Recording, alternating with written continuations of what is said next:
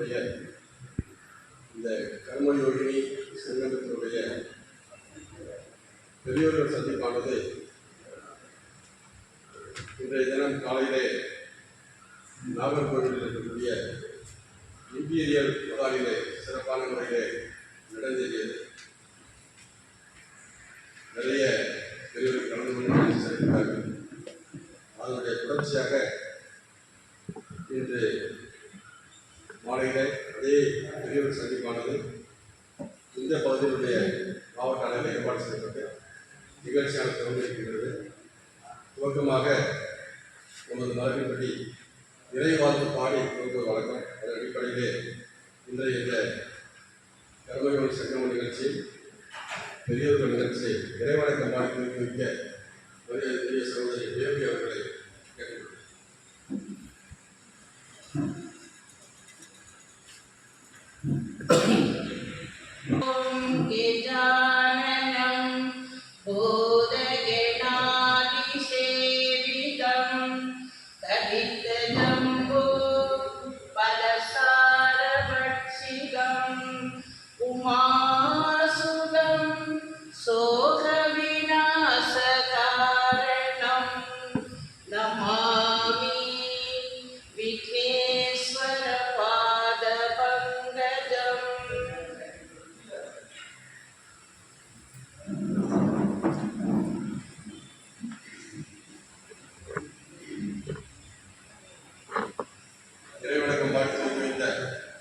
ஸ்ரீமதி தேவி அவர்களுக்கு நன்றியை தெரிவித்துக் கொள்கிறோம். அடுத்ததாக இந்த நிகழ்ச்சியை மேடையில் ஈடுபடக்கூடிய பெரியவர்களை மற்றும் அறிமுகம் மற்றும் வரவேற்பை நிகழ்த்துவதற்காக இந்த மாவட்டத்தினுடைய பொதுச் செயலாளர் ஸ்ரீமான் காமராஜ் அவர்களை அன்புடனே கேட்கிறேன்.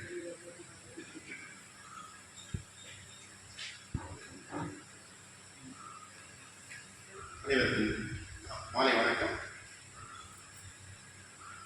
சிவாபாரதி தென்தமிழ்நாடு மூலமாக நடைபெறவுள்ள கர்மயோகினி சங்கம விழாவின் ஒரு முன்னோட்டமாக தற்போது பெரியவர்கள் சந்திப்பானது ஆரம்பமாகும் தருவாயில் அறிமுகம் செய்து வைக்கும் பொருட்டு வழங்கப்பட்டுள்ளேன்.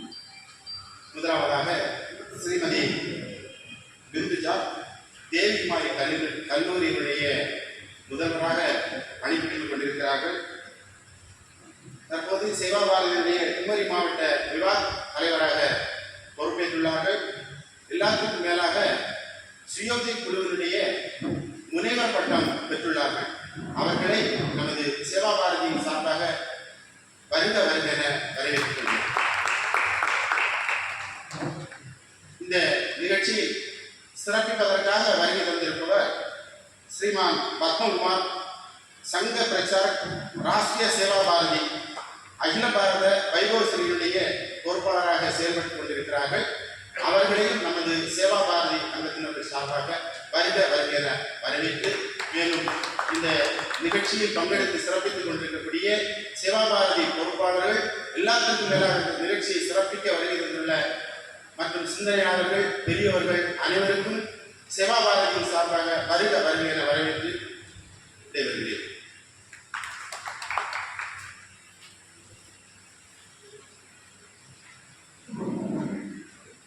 சேவா பாரதி இந்த குமரி மாவட்டத்துடைய தலைவராக நம்ம குடியிருப்பத்தை சேர்ந்த திரு அசோகன் அவங்க இருக்கிறாங்க.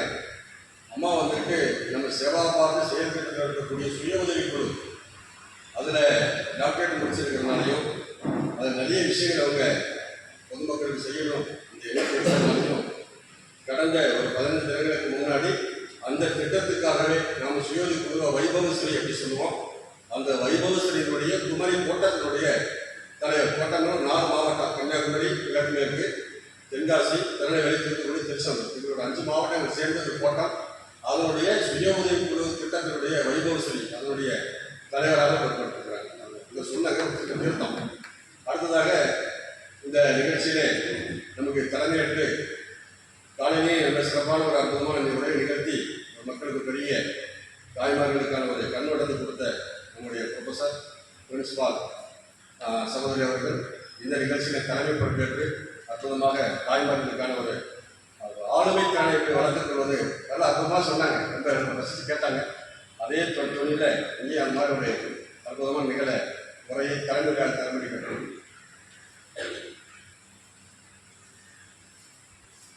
எல்லோருக்கும் மாலை வணக்கம்.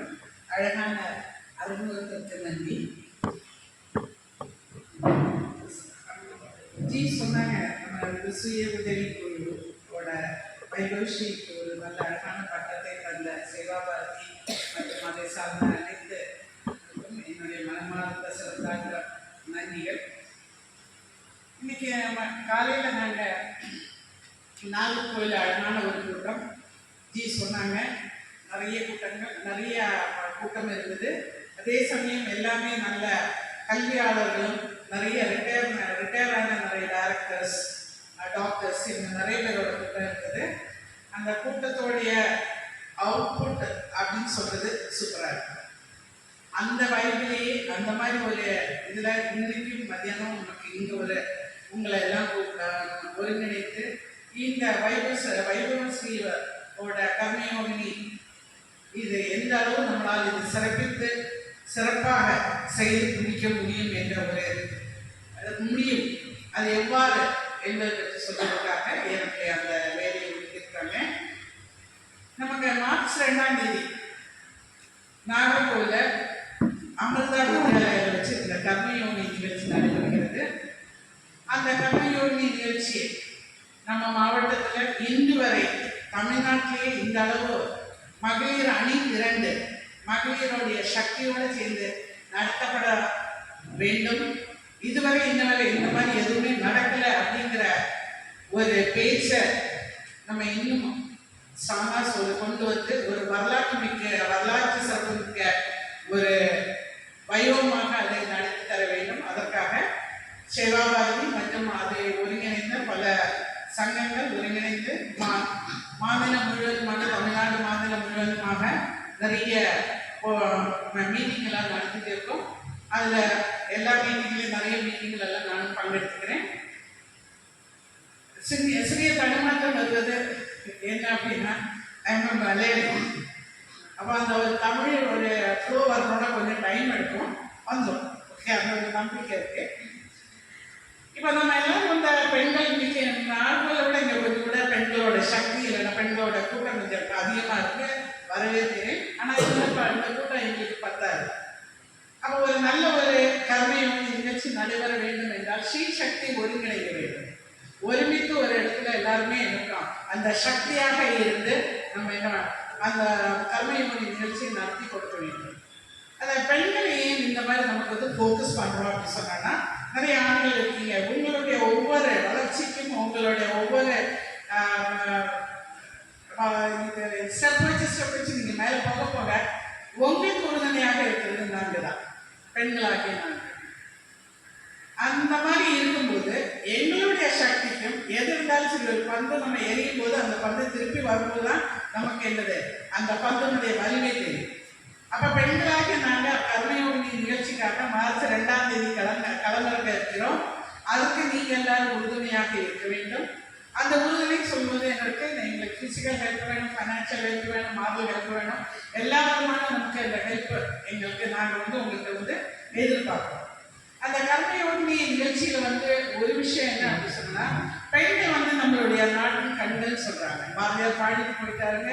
நமக்கு நிறைய இது திருவள்ளுவர் ஆகட்டும், எல்லாரும் பெண்களுக்கு அழகான ஒரு இடத்தில் இருக்க பாரதியார் அருமையான இடத்தை எங்களுக்கு தந்திருக்கிறார். அந்த மாதிரி இருக்கும்போது நான் என்ன சொல்ல வரேன் அப்படின்னா, அந்த பெண் சக்தியை நாங்கள் இன்னும் உறுதிப்படுத்தணும், இன்னும் அந்த பெண் சக்தியை நாங்கள் மேலே கொண்டு வரணும் அப்படின்னு சொன்னோன்னா, பெண்கள் ஒன்றிணைந்து ஒரு சின்ன காரியங்கள் எல்லாம் நடத்தி சின்ன காரியங்கள் நாங்கள் நடத்தும் போது எங்களுக்கு ஒரு பக்கபலமாக இருந்து செய்யணும். ஐயா நம்மளோட ஜி சொன்ன மாதிரி என்னோட PhD topic women empowerment through self help group with women rights perspective. அப்போ 3 முதன்மையான தலைப்புகளை ஒருங்கிணைத்து ஒரு நூலில் பொறுத்து அந்த 3ஐயுமே கொண்டு வெளிவரும். அந்த 3 இதில் நான் முதல் கட்டத்துக்கு வரேன், சுய உதவிக்குழு. சுய உதவிக்குழு உங்கள் எல்லாருக்குமே தெரியும். நீங்கள் நிறைய பேர் இந்த பெண்கள் இந்த சுய உதவிக்குழுவில் இருக்கீங்க. நம்ம மேலோட்டமாக பார்க்க அவங்களுக்கு என்ன தேவையோ அதை அவங்க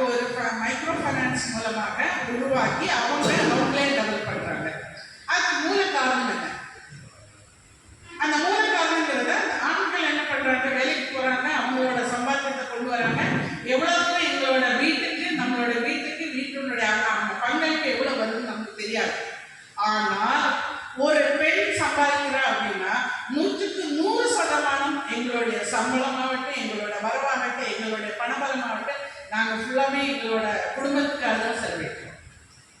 இது நான் சொன்ன கருத்துல, என்னுடைய பிஹெச்டியில நான் சொன்ன கருத்து.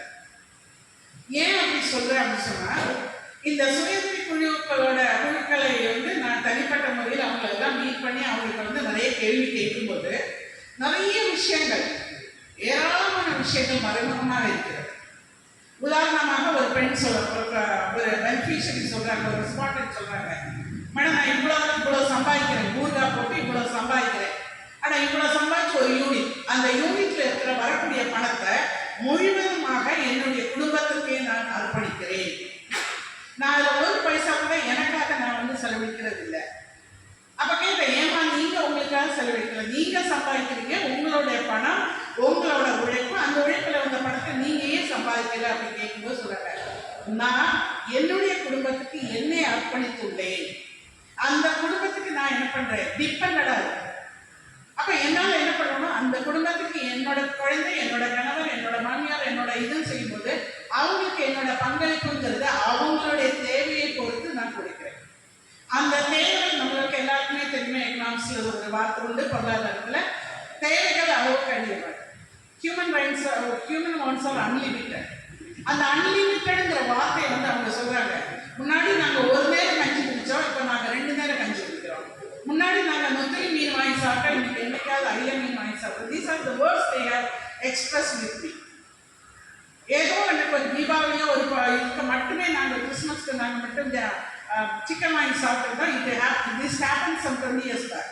அப்போ அந்த மாதிரி இருக்கும்போது என்ன இருக்கு, குழந்தைகள் என்னைக்கு விரும்புகிறாங்களோ அன்னைக்கு அவங்களோட தேவையை நாங்கள் பூர்த்தி பண்ணுறோம். அப்படி பண்ணும்போது எங்களுக்கு கிடைக்கக்கூடிய வருமானம் என் கையில் இல்லாமல் எல்லாருக்கும் போயிட்டு இருக்கு.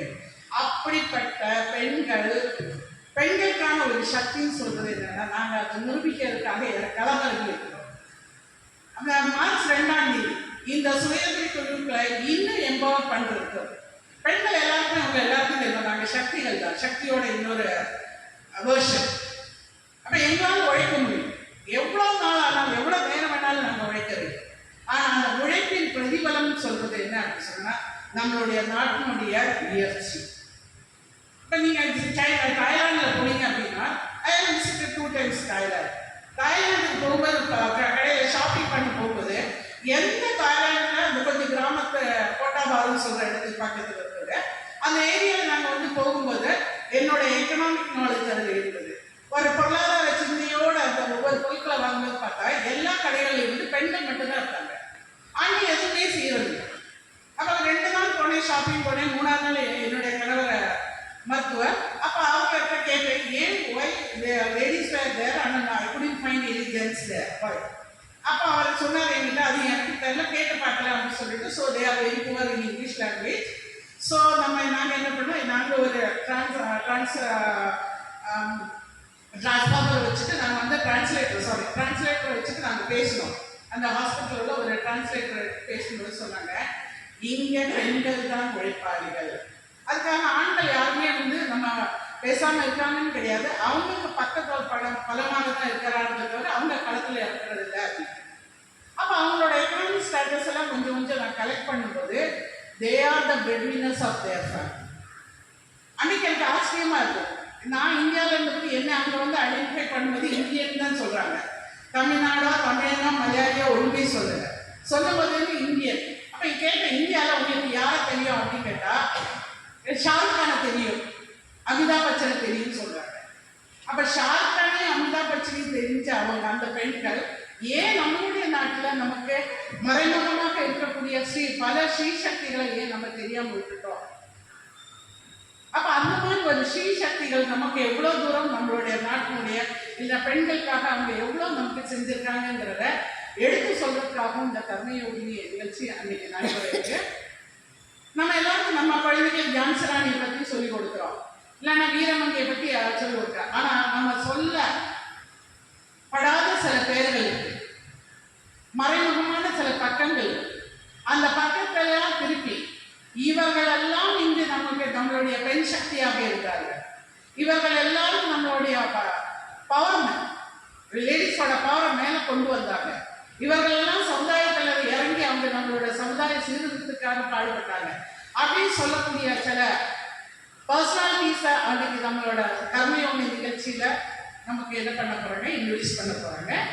இன்ட்ரடக்ஷன் மட்டும் கிடையாது, அவர்களை பற்றிய வரலாற்று பல பேராசிரியர்கள், அண்ணாமலை யூனிவர்சிட்டி, மதுரை யூனிவர்சிட்டி, தென் அந்த தஞ்சாவூர் தமிழ் யூனிவர்சிட்டி, அங்கே இருக்கக்கூடிய பல ப்ரொஃபசர்ஸ் இதை பற்றி நிறைய ஆராய்ச்சி பண்ணி அந்த கட்டுரைகளை எழுதி கொண்டிருக்கிறாங்க. அந்த கட்டுரை புக்கும் நமக்கு அன்றைக்கு வெளியிடப்படுகிறது. அப்போ அந்த மாதிரி ஒரு செய்யும்போது இன்னும் பெண்களுக்கு என்ன இருக்கு, பெருமை சேர்க்கக்கூடிய விதத்தில் அந்த கர்மயோகி நிகழ்ச்சி இருக்கு. அந்த கர்மயோகி நிகழ்ச்சிக்கு என்னை விட நமக்கு பத்மகுமார்ஜி அதிகமாக அதை பற்றி அழகாகவும் உங்களுக்கு விரிவாகவும் சொல்லுவாங்க. அப்போ அந்த மாதிரி ஒரு நிகழ்ச்சியை பண்ணுறதுக்கு நம்ம என்ன பண்ணுறோம் அப்படின்னா, சேவா பாரதியோட ஒரு கரம் சேர்த்து கைகோர்த்து அதை இன்னும் நமக்கு சக்தமாக கொண்டு வரணும் அப்படிங்கிற ஒரு நல்ல ஒரு எண்ணத்துல தான் இன்னைக்கு நமக்கு இந்த நிகழ்ச்சி இங்கு நடைபெற்று கொண்டிருக்கிறது. இந்த நிகழ்ச்சிக்கு பெண்களாகி நம்ம மட்டும் அதில் கலந்துக்காம, இல்லை நீங்க இன்னைக்கு அட்டன் பண்ணக்கூடிய ஆண்கள் நீங்க மட்டும் இதுல கலந்து கொள்ளாமல் உங்களுடைய வீட்டில் இருக்கிற அனைத்து பெண்களையும், இல்லைன்னா உங்களோட சொந்தத்தில் இருக்கிற உங்களோட மனைவி, மக்கள், மருமக்கள், எல்லாரையும் இதுல ஒருங்கிணைத்து உங்களால் முடிஞ்ச அளவு நம்மளோட இந்த கர்மயோனி நிகழ்ச்சிக்கு சக்தியை கூட்ட வேண்டும், அந்த பலத்தை நமக்கு கூட்ட வேண்டும். அந்த ஒரு அவேர்னஸ் சொல்றதுக்காகவும் தான் இன்னைக்கு இந்த மேலை நிகழ்ச்சி நமக்கு நடைபெறுகிறது. தென் அதே மாதிரி நம்ம இன்னும் நம்ம சொல்ல போறோம் அப்படின்னு சொன்னா, வீட்டிலலாம் நம்ம வந்து பெண்கள் என்ன பண்ணுவோம், பொதுவாக நமக்கு எல்லாருக்கும் ஒரு நல்ல அழகான ஒரு அமைதியான ஒரு குணம் உண்டு இல்லையா. நமக்கு பொறுமையின் சிகரம் சொல்ல, பெண்கள் பொறுமையின் சிகரம். பெண்களுடைய அது எக்ஸப்ஷன்ஸ் இருக்கும், அதை பற்றி நம்ம அதை கம்பேர் பண்ண வேண்டாம். அந்த பொறுமையின் சிகரம் என்ன பண்றோம், நம்மகிட்ட ஒரு பேரப்பிள்ளை வந்துருச்சு அப்படின்னு சொன்னா, அந்த பேரப்பிள்ளை நம்மகிட்ட தாத்தாட்ட போல கூட பாட்டிகிட்ட ஓடி வரும். அந்த பாட்டிகிட்ட ஓடி வரும்போது நம்ம என்ன பண்ணோம், இன்னைக்கு எல்லா பெண்களும் யாருக்கு அடிமையாயிட்டாங்க, ஒரு சின்ன சாதாரண ஒரு பாக்ஸ், எலக்ட்ரானிக் பாக்ஸ் முன்னாடி இருக்கும் சீரியல். அப்ப அங்க என்ன நடக்குதுங்கிறது மட்டும்தான் அவங்களுக்கு தெரியுதே தவிர, நம்மளுடைய உலகத்துல, நம்மளுடைய சமுதாயத்துல, நம்மளுடைய தமிழகத்துல பெண்களுடைய சக்தி எப்படி இருக்குன்னு தெரியும். ஆனா இந்த மாதிரி நிறைய லேடிஸ் இதையும் நான் சர்வே பண்ணிருக்கேன். இந்த சேவா பாரதியோட இருந்த பிறகு நான் என்னோட ரிலேட்டிவ்ஸ் கொஞ்சம் பேர்கிட்ட நான் வந்து சின்ன சாதாரண ஒரு சர்வே, கொஸ்டினர்லாம் கிடையாது, அவங்கள கேட்கும்போது ஒவ்வொரு சீரியல் நான் சீரியல் பார்க்க மாட்டேன், அந்த சீரியல்ல 1-2 கேரக்டர்ஸ் நோட் பண்ணி வச்சு, அப்ப இந்த கேரக்டர்ஸ் என்ன பண்ணுது, அந்த கேரக்டர்ஸ் பத்தி ஒரு சின்ன டிஸ்கிரிப்ஷன் தாங்கன்னு சொன்னா செம்மையா தராங்கன்னா ஒரு 4 பக்கத்து கட்டுரை எழுதிட்டாங்க. அப்ப எனக்கு ஆச்சரியமா இருக்கு. அப்ப நான் அவங்கள்ட்ட வந்து இந்த மாதிரி நமக்கு யாரையாவது தெரியுமா, நம்ம மறைமுகமாக இருக்கக்கூடிய ஸ்ரீசக்தி அவங்களோட பேரெல்லாம் சொல்லிட்டு அது அவங்களெல்லாம் சார் நமக்கு இன்ட்ரடியூஸ் பண்ணுவாங்க. கேட்டு இவங்களெல்லாம் தெரியுமா, தெரியாது. அப்புறம் உட்காந்து அவங்கள்ட்ட பேசிட்டு எனக்கு இன்னொரு அனுபவம் இருக்கு. நம்மளோட வளர்ச்சி அப்படிங்கிறது, நம்ம அறிவுபூர்வமான வளர்ச்சிங்கிறது என்னன்னா, ஒவ்வொரு சூழ்நிலையில இருந்து வரும்போது அந்த சூழ்நிலையில ஆராய வேண்டும். அந்த சூழ்நிலை ஏன் இப்படி நடந்தது, எதனால நடந்தது, அதே ஒரு அறிவுக்கூர்மையோட நான் ஒரு இது கூட நான் வந்து 20 years back என்னுடைய வீட்டில் ஒரு கல்யாண நிகழ்ச்சிக்காக திருவட்டார் பக்கத்தில் இருக்கிற ஒரு கிராமத்துக்கு ஒரு குடும்பத்தை அழைக்க என்னோட பேரண்ட்ஸோட போயிருந்தேன். அது நான் காரில் இருந்தேன். கொஞ்ச நேரம் ஆனால் என்னோட பேரண்ட்ஸை காணும். அப்போ என்ன பண்ண, ஒரு சின்ன வாய்க்கால் போயிட்டே இருக்கு.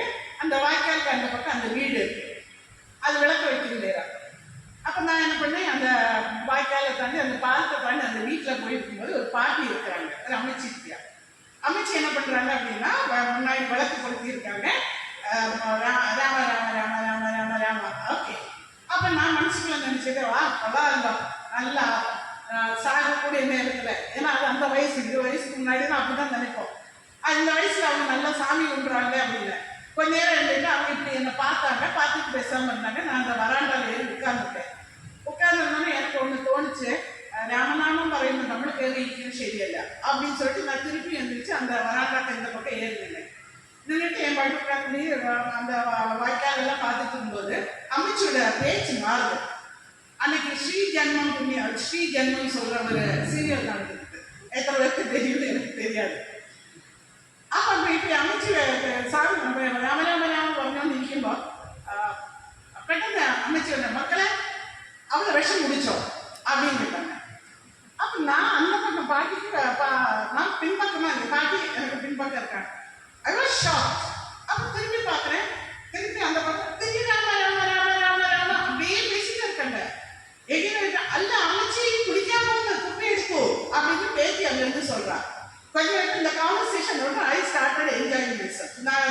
நல்லா அதை என்ஜாய் பண்ண ஆரம்பிச்சிட்டேன்.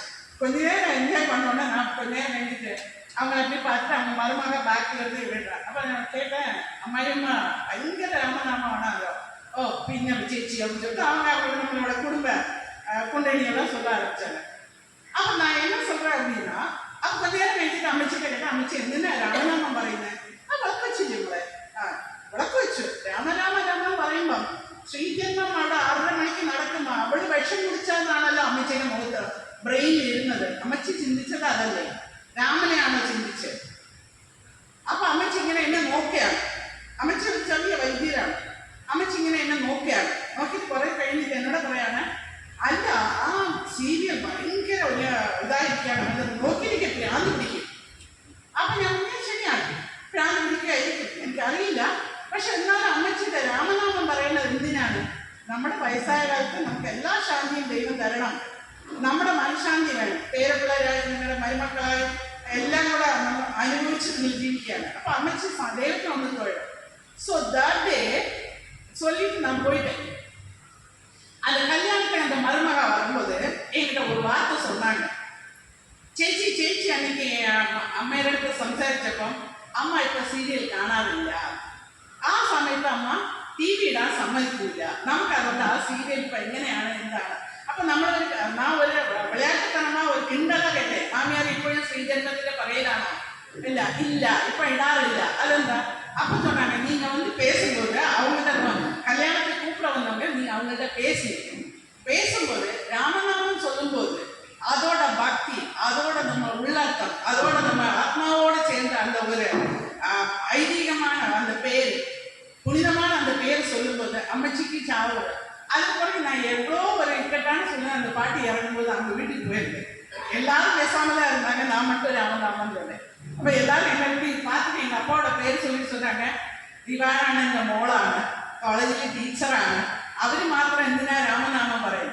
அன்னைக்கு எனக்கும் அந்த பாட்டிக்கும் அந்த ஃபேமிலிக்கு தெரிஞ்ச ஒரு பாண்ட், அவங்களோட பாண்ட் வேற ஒன்றும் இல்லை. நானும் கீழே உட்காந்துருந்தேன், கால் தொட்டு விட்டு ராமநாமன்னு சொன்னோடனே ராமராமன் சொன்னோடனே கொஞ்சம் കഴിഞ്ഞோடனே என்ன இருக்கு, அந்த குடும்பமே அதை சொல்ல ஆரம்பிச்சு. So this is the change. பெருமையா இருக்கு எனக்கு. இன்னைக்கு அதை எனக்கு சொல்லணும்னு தோணுச்சு. இந்த மாற்றம் தான் நமக்கு வேண்டும். ஒவ்வொரு பெண் நினைத்தால் நம்ம மாற்றலாம், சமுதாயத்தை மாற்றலாம், பெண்களை மாற்றலாம், பெண்களுடைய சமுதாய பணியை நம்ம கொண்டு வர முடியும். பெண் அவ்வளோ ஒரு சக்தியான ஒரு பெண் சக்தி, ஒரு இதை வந்து நம்ம நல்ல முறையில் கொண்டு வரணும். அதுக்காக இன்னைக்கு நம்ம இந்த அழகான மாலை வேலையில் எல்லாருக்கும் வீடு உண்டு. இப்போ நிறைய பெண்கள் இருக்கு. நார்மலில் இருந்ததை விட அதிகமான பெண் கொஞ்சம் பேர் கூட இருக்கீங்க. ஆண் ஆதிக்கம் அதிகமாக இருக்குது, இங்கே பெண்கள் அதிகமாக இருக்குது.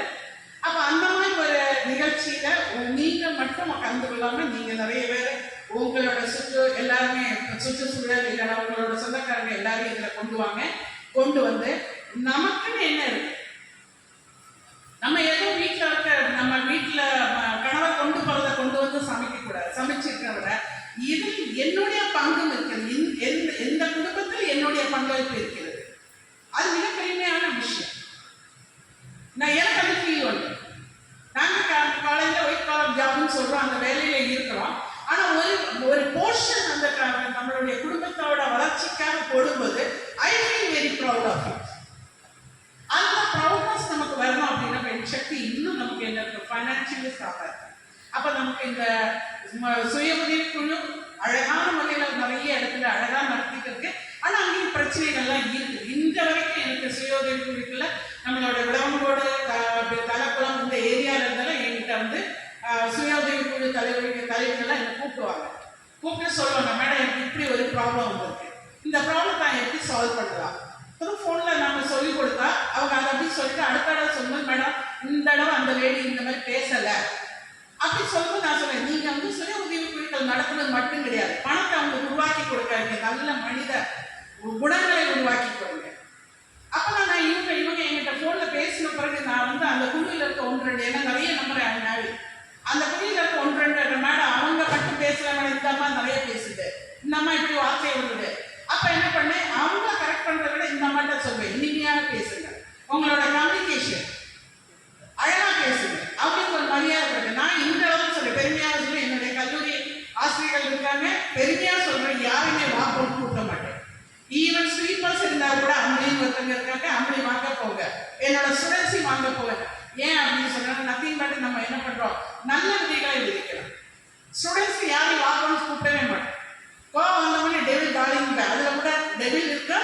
ஜாலின்னு இருக்கும்.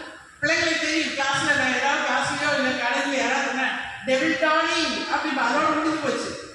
நத்திங் பட் என்ன அது இனிமையான வார்த்தைகளை பேசும்போது அவங்களுக்கு உள்ள இருக்கிற ஒரு உணர்வு, என்னால் முடியும், நானும் இந்த சமுதாயத்தில் எனக்கு ஒரு முக்கியத்துவம் இருக்கு அப்படின்னு சொல்லிட்டு அந்த பிள்ளைங்க மேலே வருவாங்க.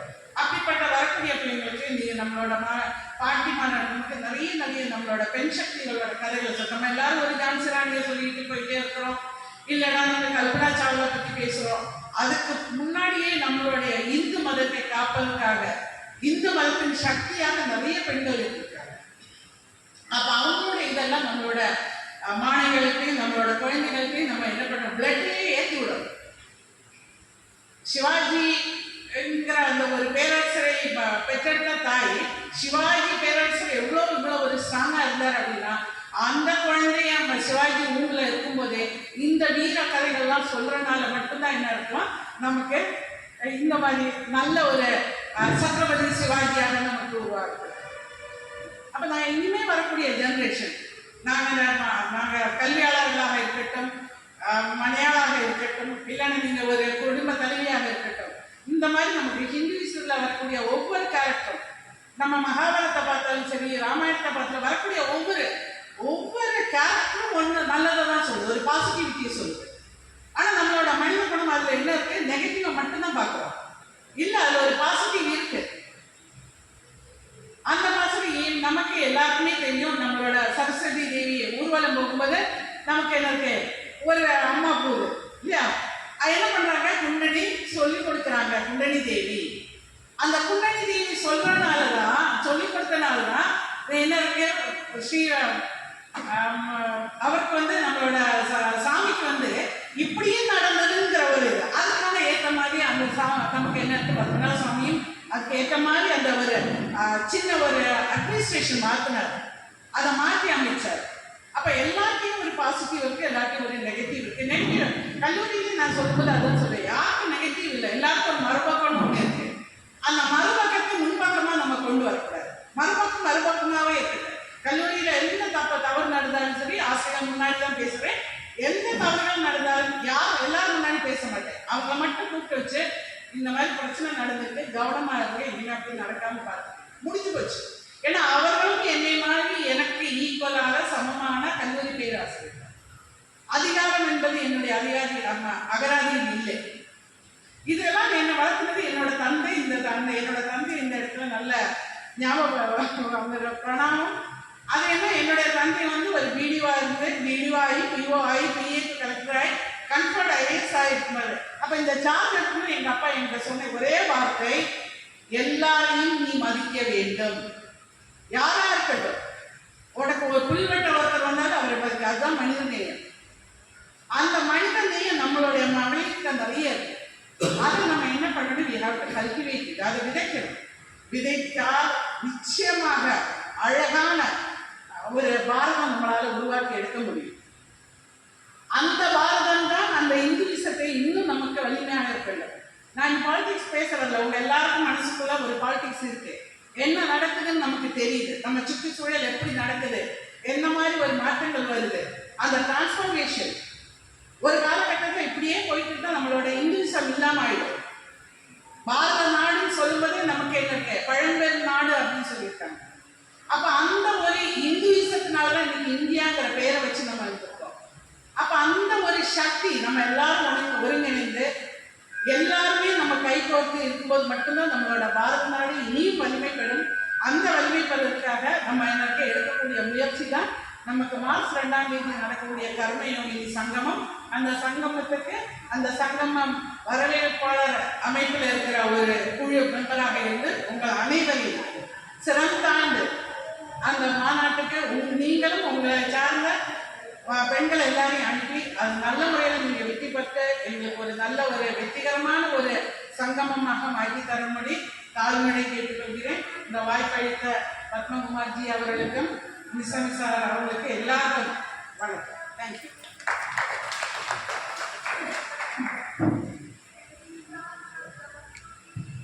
நிறைவாக கர்மயோகி சங்கமத்தினுடைய சிறப்புரையாக ஸ்ரீமான் பத்மகுமார் அவர்கள் சங்கமத்தினுடைய முழு விவரங்கள் அடங்கிய சிறப்புரையாளர்.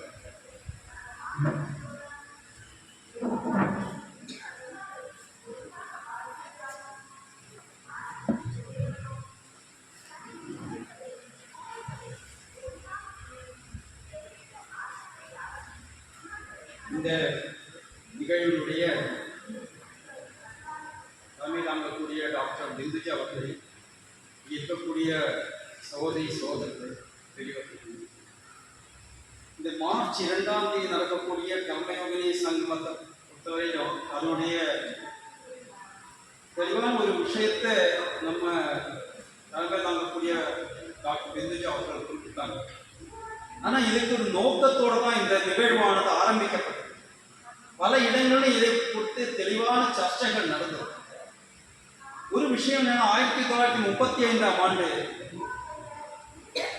பிரிட்டிஷ் பாராளுமன்றத்தில் இன்னைக்கு இருக்கக்கூடிய பாரதத்தினுடைய கல்வி திட்டத்தை வகுத்த மெக்காலே ஒரு விஷயத்தை குறிப்பிட்டார். அது என்ன அப்படின்னு சொன்னா, பாரத நாட்டில் நாம் ஆட்சி செய்தாலும் கூட அந்த ஆட்சி நிச்சயமாக நிரந்தரமாக இருக்காது. ஏன் அப்படின்னு சொன்னா, இந்த பாரத நாட்டில் இருக்கக்கூடிய தாய்மார்கள் கல்வியை கூட்டக்கூடிய அதே நேரத்தில் பண்பையும் போதிக்கிறார்கள். இங்கே இருக்கக்கூடிய பல்வேறு விஷயங்கள் ஒன்று பிணைந்து இருக்கின்றன. குடும்பம் அப்படின்ற ஒரு விஷயமானது பாரத நாட்டில் இருக்கின்றது. சகோதர சகோதரன் மற்ற உறவுகள் இருக்கின்றன. அந்த நெறிமுறைகளை மீறி பாரத நாட்டிலே ஒரு ஆட்சி பீடத்தை அமர்த்துவது என்பது அவ்வளவு சுலபமில்லை. அதனால இங்கே இருக்கக்கூடிய ஆட்சி முறையை மாற்றணும் அப்படின்னு சொன்னார். இந்த கல்வியை மாற்ற வேண்டும் என்றுதான் அவர் குறிப்பிட்டார். அப்படிதான் மெக்காலே மேக்ஸ்வெல்லுக்கு கடிதம் எழுதினார். இது அன்னைக்கு இருக்கக்கூடிய தாய்மார்கள் தான் பாரத நாட்டினுடைய இந்த மாபெரும் ஒரு சக்தியாக திகழ்ந்தது அப்படின்றதுக்கு ஒரு உதாரணம்.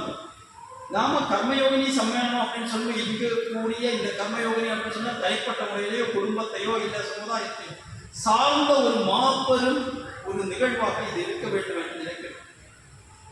ஒரு விஷயம் என்ன அப்படின்னு சொன்னா, நம்ம சங்கத்திலேயோ நம்முடைய சேவாபாரத்திலேயோ நம்முடைய ஹிந்து கான்செப்ட் சர்வீஸ் அப்படின்னு சொல்லும்போது அது பெரிய அளவில் ஒரு எதிர்பார்ப்பு இல்லாத ஒரு தொண்டை குடிக்கக்கூடியதாக அமைய வேண்டும் என்பது. அதாவது நாம் பிறரை பற்றி கூட சிந்தனை செய்ய வேண்டும் என்பது. சுவாமி விவேகானந்தர் ஒரு தடவை அவருடைய சகோதர சீடர்களோட உரையாடி கொண்டிருந்தார். அந்த நேரத்தில் அவர் இறைவனுடைய அந்த நிலையான தன்மையை பற்றி விவரித்துக் கொண்டிருக்கும் போது கிரீஷ் சந்திரகோடு சென்று ராமகிருஷ்ண பரமஹம்சருடைய சீடர் வந்தார்.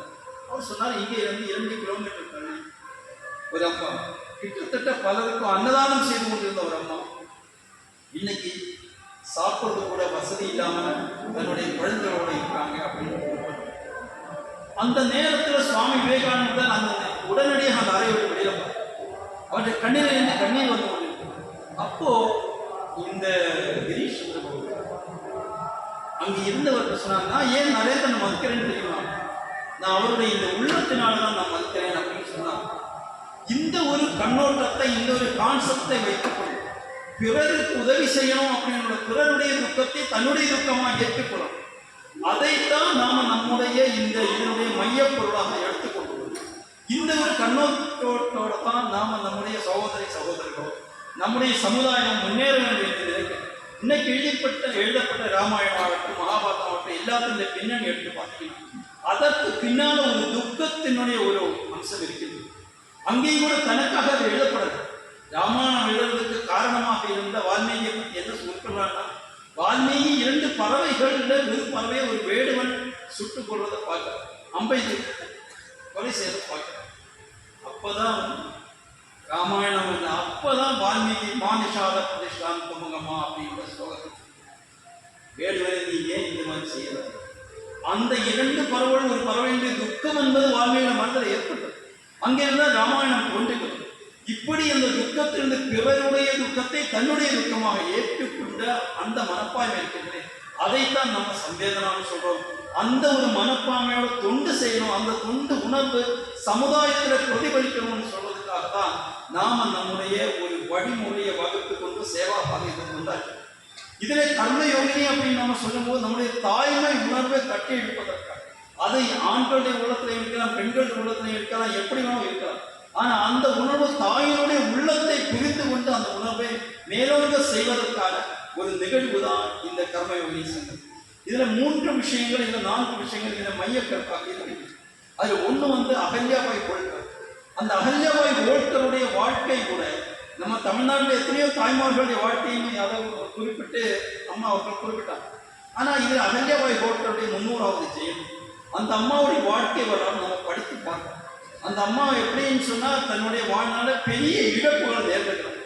அனைத்து தன்னுடைய வாழ்க்கையில் நஷ்டப்பட்டு போன பிறகு தன்னுடைய கணவனும் மருமகனும் மகனும் மருமகனும் எல்லாரும் இறந்து போன பிறகு கூட தன்னுடைய நாட்டை கட்டி காத்து அந்த குவாலியர்ல இருந்து என்னுடைய வடநாட்டுக்கும் சரி தென்பகுதிக்கும் சரி ஏராளமான கோயில்களை புனிதமான செய்தார்.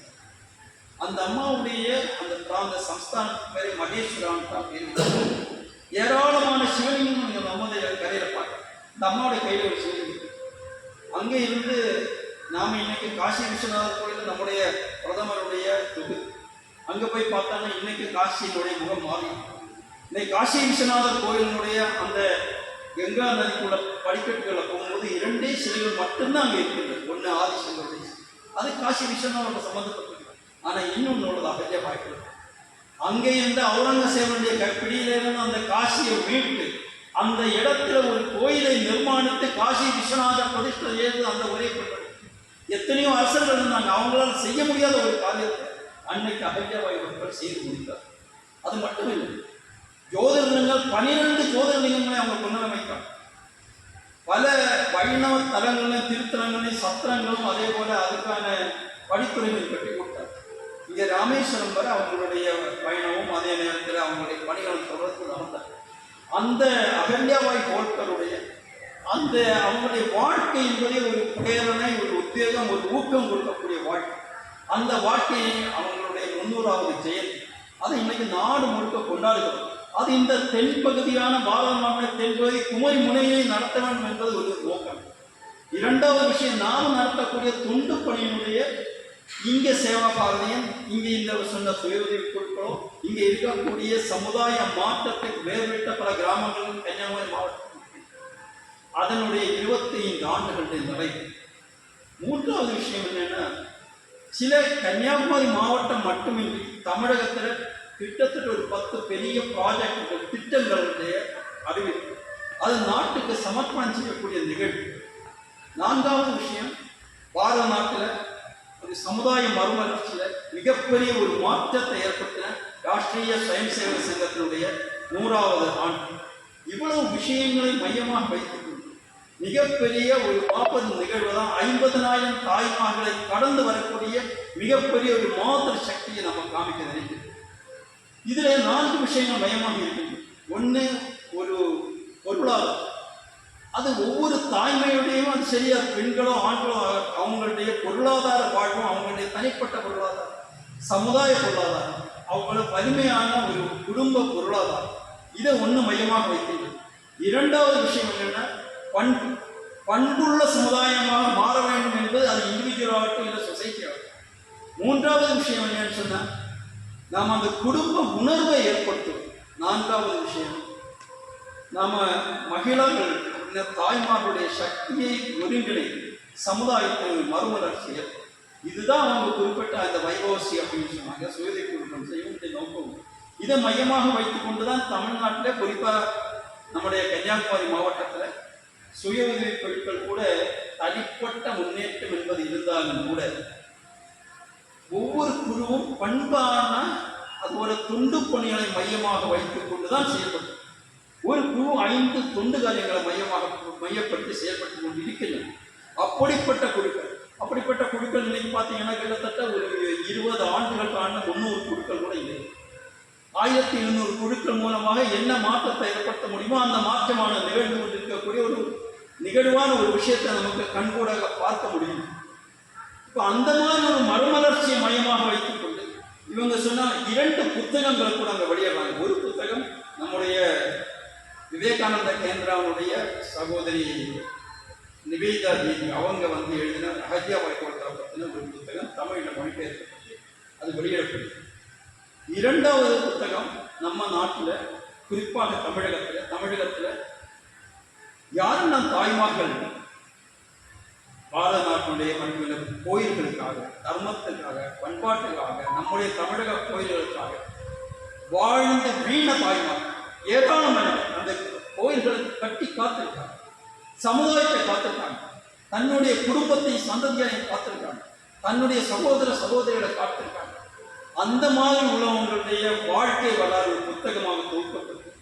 கிட்டத்தட்ட ஒரு 10-15 பேராசிரியர் ஒன்றாக சேர்ந்து இந்த புத்தகமான எழுதப்பட்டது. அவங்க கட்டுகள் எழுதி இதை சரிபார்த்து அந்த புத்தக வடிவில். உதாரணத்துக்கு நம்முடைய திருவானைக்காவு கோயில் நிர்மாணத்தினுடைய கோச்சம் கட்ட வேண்டிய அம்மா கமலவதி, நம்ம எத்தனை பேருக்கு தெரியும் தெரியாது, அவங்க தலைகீழ தொங்க விட்டு வந்தார். இரண்டாவது விஷயம் பார்த்தீங்கன்னா குணவதி, கோயிலில் விளக்கேறியவர்களுக்கு தாய்ப்பாலை விட்டு விளக்கு ஏற்றின குணவதி. வேலு நாச்சியாரை காட்டி கொடுக்காம தன்னுடைய உயிரை நீத்த வெட்டுக்காளிகள், இவங்களுடைய வரலாறுகள் நான் கொடுக்கப்பட்டது. அது ஒரு சின்ன புத்தகமாக அன்னைக்கு வெளியிடப்படுகிறது. இது மட்டும் இல்லை, இந்த மாதிரி யாருன்னா சமுதாயத்துக்காக வாழ்ந்திருக்காங்களோ அவங்களுக்கு ஒரு கௌரவிக்கக்கூடிய ஒரு நிகழ்வும் கூட அன்னைக்கு நடக்குது. இந்த உணர்வானது எப்படி இருக்கும் அப்படின்னு சொன்னா, இந்த உணர்வை ஒரு நிகழ்வோடு மட்டுமில்லை, வாழ்நாள் முழுவதும் நம்முடைய உள்ளத்தில் இந்த உணர்வுகள் பிரதிபலித்துக் கொண்டே இருக்க வேண்டும். எப்படி கர்ணனுடைய மனதில் அந்த உணர்வு இருந்தது, எப்படி நம்முடைய பீஷ்மனுடைய மனதில் அந்த மாதிரி உணர்வுகள் இருந்தது, நம்முடைய நாட்டில் வீராங்கனைகளையும் அதே போல இராணுவ வீரர்களையும் மனதில் எப்படிப்பட்ட உணர்வுகள் நிகழ்ந்திருக்கின்றன, இப்படிப்பட்ட வரலாறு. அதுல கர்ணனுடைய கடைசிக்கான அப்படிதான் இருந்தது. மகாபாரத போல 3 பேருக்கு விஸ்வரூப தரிசனம் கிடைக்கிறது. அதுல 2 பேருக்குமே ஒரு ஆளுக்கு கேட்காமலே இவர் கொடுக்கிறார் கிருஷ்ண பரமாத்மா. அது அர்ஜுனன். இரண்டாவது பீஷ்மரை கேட்டு வாங்குறார், விஸ்வரூபம் பார்க்கணும் அப்படின்னு. மூணாவது கர்ணன் அந்த விஸ்வரூபத்தை பார்க்கணும் விரும்பவும், ஆனா கர்ணனுக்காக கிருஷ்ண பரமாத்மா கர்ணன் கேட்க, உனக்கு கடைசி இறுதி ஆசை என்னன்னு கேட்க, உனக்கு என்ன வேணும்னு கேட்க. ஆனா கர்ணன் சொன்னார் ஒரே ஒரு விஷயம், எப்பிறவி எடுக்கணும், யார் கேட்கணும், இல்லை என்று சொல்லாத மனம் மட்டும். எவ்வளவு உயர்ந்த சிந்தனை! நம்முடைய தொண்டுக்கு அடிப்படை அதுதான். அந்த ஒரே விஷயத்தை ஏற்றுக்கொண்டது அந்த உயர நேர்த்தவர்க்கும் நம்ம அதே தான் பீஷ்மனுடைய வாழ்க்கையின் கடைசி காலகட்டத்தில் நிகழ்வு. நாம நம்முடைய பாரம்பரியமான இதை சிந்தனை பண்ணும்போது இப்படிப்பட்ட உணர்வுகள் நம்முடைய மனதில் பிரதிபலிக்க, இதுதான் தாய்மையினுடைய அடிப்படையான விஷயம் என்று சொல்லுகிறார்கள். குறிப்பாக இன்னைக்கு இருக்கக்கூடிய நாம சொல்லலாம், இன்னைக்கு நம்முடைய இந்த எஜுகேஷனாக கல்வி ஆனாலும் சரி, ஆரோக்கியமானாலும் சரி, மருத்துவமானாலும் சரி, இது இன்னைக்கு வியாபாரமாக மாறி. ஆனா நம்ம நாட்டில் எப்படி இருந்தது காலகட்டம், இது எல்லாமே சமுதாயத்துக்காக பயன்படக்கூடியதாகத்தான் இருக்கும்.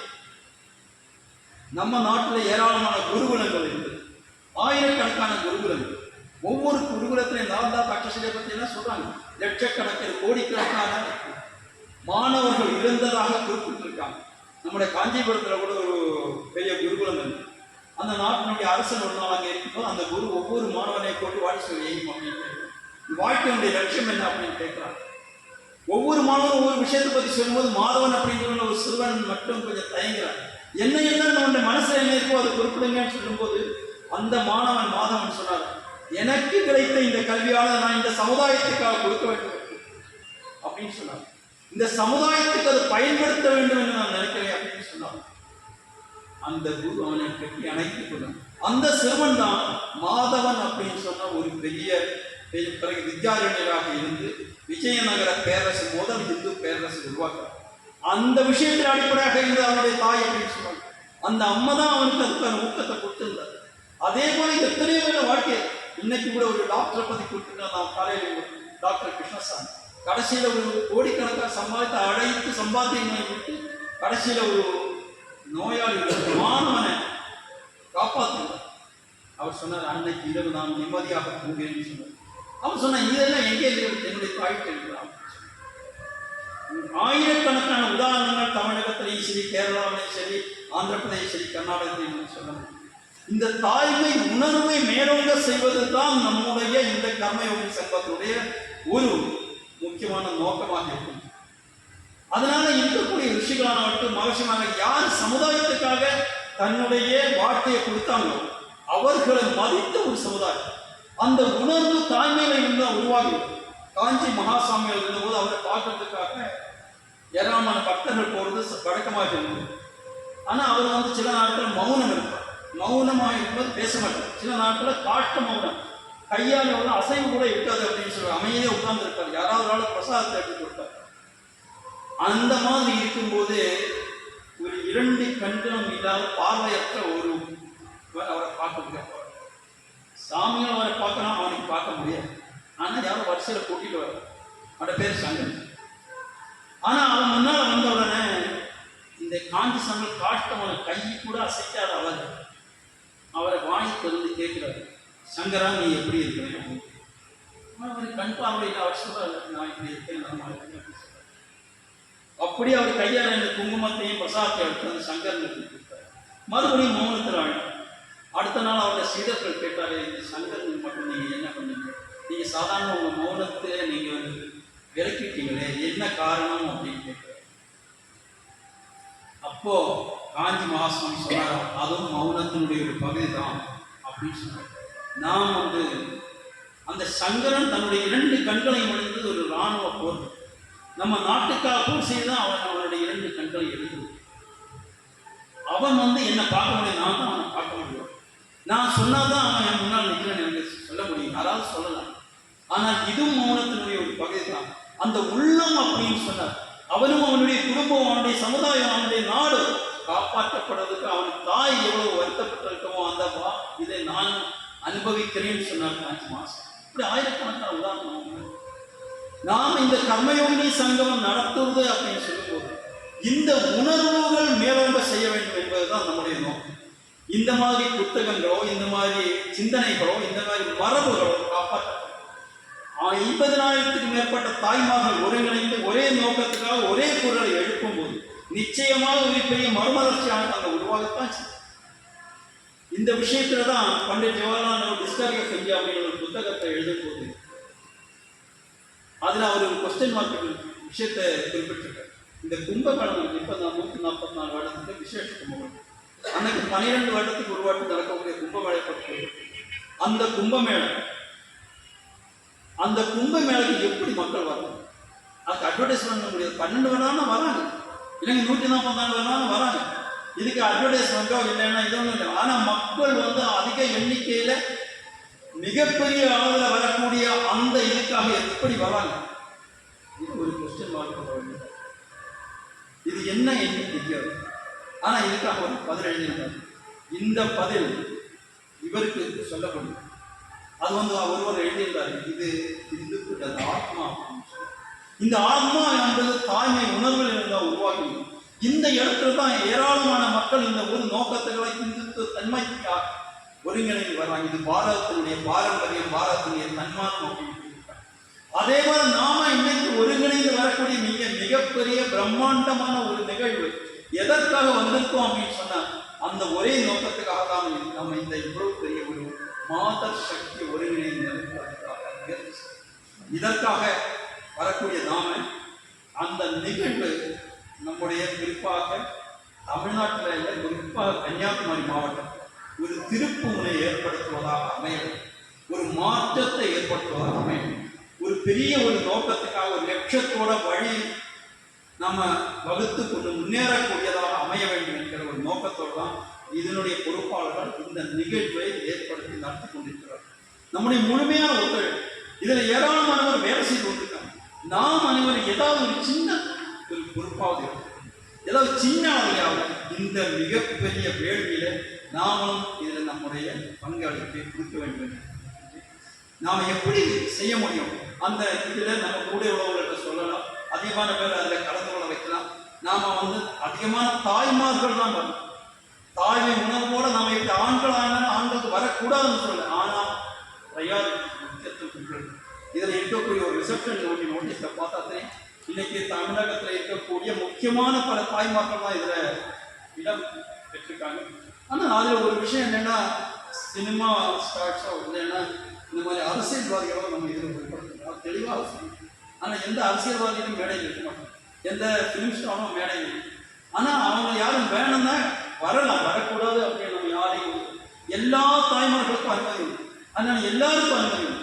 ஆனால் இது அனைத்துமே நாம் உயர்ந்த குறிக்கோளோட நோக்கத்தோட நமக்கு ஒரு பெரிய திருப்பு முனை உருவாக்கக்கூடிய நிகழ்வாக அமைய வேண்டும் என்றுதான் நம்ம இறைவனை பார்க்கிறோம்.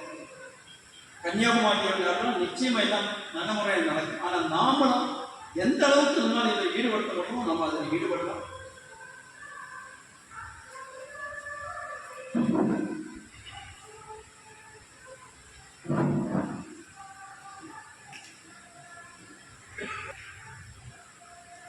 இந்த கர்மயோகம் சம்பந்தமாக பேசப்பட்ட விஷயங்களில் நீங்கள் புரிந்து கொண்ட விஷயங்கள் உங்களுடைய யோசனைகள் வரவேற்கப்படுகிறது. யார் வேணாலும் சொல்லலாம். இந்த நிகழ்ச்சி சிறப்பாக நடக்கிறதுக்கு உங்களுடைய யோசனைகள், அது போக சொல்லப்பட்ட விஷயங்கள் வந்து ஏதாவது உங்களுக்கான சந்தேகம் ஏதாவது இருந்ததுன்னா ஒரு 15 நிமிஷம் எனக்கு கிடைக்கும். யார் வேணாலும் கேட்கலாம், யோசனைகள் சொல்லலாம்.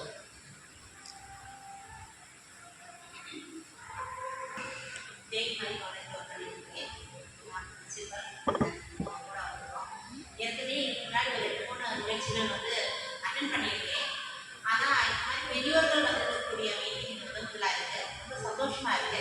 நாம் கூட சேர்த்து நாமும் இந்த கர்மயோகி நிகழ்ச்சியில வந்து பார்ட்டிசிபேட் பண்ணிட்டு இருக்கோம்.